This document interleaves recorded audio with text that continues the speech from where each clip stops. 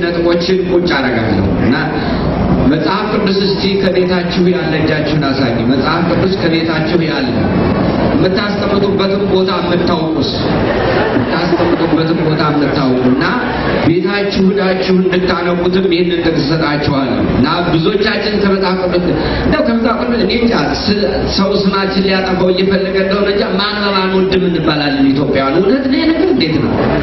እና ከማንበብ ጋር የተጣላንን ብዙዎቻችን ይባላል። አንዳንዶቹ ማለት ፖስታን የፖስታውን ጀርባ ለማንበብ ጊዜ ስለሌላቸው ብዙ ሚስጥራው የሆነ ቃሚ ይጥላሉ የሚባል ነገር አለና ከማንበብ ጋር የተጣላን ሰዎች ነን። እና መጽሐፍ ቅዱስ ለማንበብ እንለማመድ። እንደዛ ካልሆነ የእግዚአብሔር ነገር አናውቅም።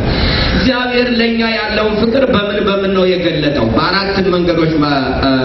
በመጀመሪያ ደረጃ እግዚአብሔር ለኛ ያለውን ፍቅር እኛ መግለጥ አንችልም። አንድ ጸሐፊ ፍቅርን መግለጥ አይቻልም ብሎ ጽፏል። በግጥ በግሪኮች ወደ አራት ፍቅርን የገለጡበት ቋንቋ አለ ተብሏል። ያም እንኳን አልገለጠው እና የእግዚአብሔር ፍቅር የሰጡት አጋፔ የሚለው ነው። እሱም ያለ ቅድመ ሁኔታ የሚሰጥ ፍቅር ማለት ነው። ምንም አይነት መቀበል የማይፈልግ መስጠት ብቻ ካልሆነ በቀር መቀበል የማይፈልግ የሚል በረት ሰጥተውታል። ሐዋርያው ጳውሎስ መግለጽ አቅቶት አቅጣጫ ተጠቅሟል ስለ እግዚአብሔር ፍቅር ሲገልጽ። እግዚአብሔር ስለኛ ስላለው ፍቅር ሐዋርያው ጳውሎስ ሲገልጽ መግለጽ አቅቶት ዝም ብሎ አቅጣጫ ብቻ ነው የገለጠው። እንዲህ ነው የገለጠው ሲገልጠው ከቅዱሳን ሁሉ ጋር ስፋቱ እና እርዝመቱ ከፍታውም ጥልቀቱም አቅጣጫ ነው ይሄ። ስፋቱ ምን ያህል እንደሆነ፣ እርዝመቱ ምን ያህል እንደሆነ፣ ከፍታው ምን ያህል እንደሆነ፣ ጥልቀቱ ምን ያህል እንደሆነ ከገለጸ በኋላ ከመታወቅ የሚያልፈው ነው የሚለው።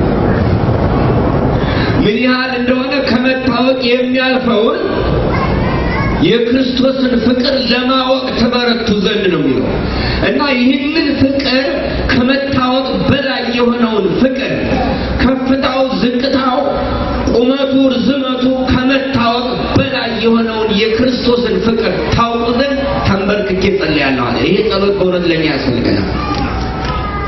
እግዚአብሔር ለኛ ያለው ፍቅር ካለመረዳት ቀደም አባቴ ሀብተ ማርያም ሲያስተምሩና አባቴ ወንድምታየም ወንድማችን መምህርም እንደው አጠቃላይ ስንማረው የዋልነው ነገር በቂያችን ነበረ። ነገር ግን ይሄ እግዚአብሔር ለኛ ያለው ፍቅር ስላልተገነዘብንና እናም ደግሞ በውስጣችን ስለሌለ የእግዚአብሔርን ነገር ተቀበለን መስጠት አልቻልንም። ሰማችኋል? ይሰማዩ እና ከመታወቅ በላይ ነው። እና እንዴት ነው የተገለጠው?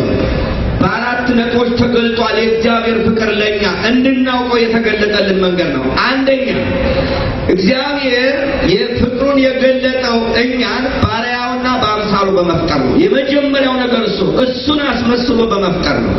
መቼም ቢሆን ራሱን የሚያስመስል ነገር በግድ ነው። ልጆች እንኳን መስለው በተፈጥሮ መስለው ይፈጠራሉ እንጂ አደገኛ ነገር ነው። ሰው ከሱ ጋር እኩል እንዲሆን የሚፈልግ ሰው የለም።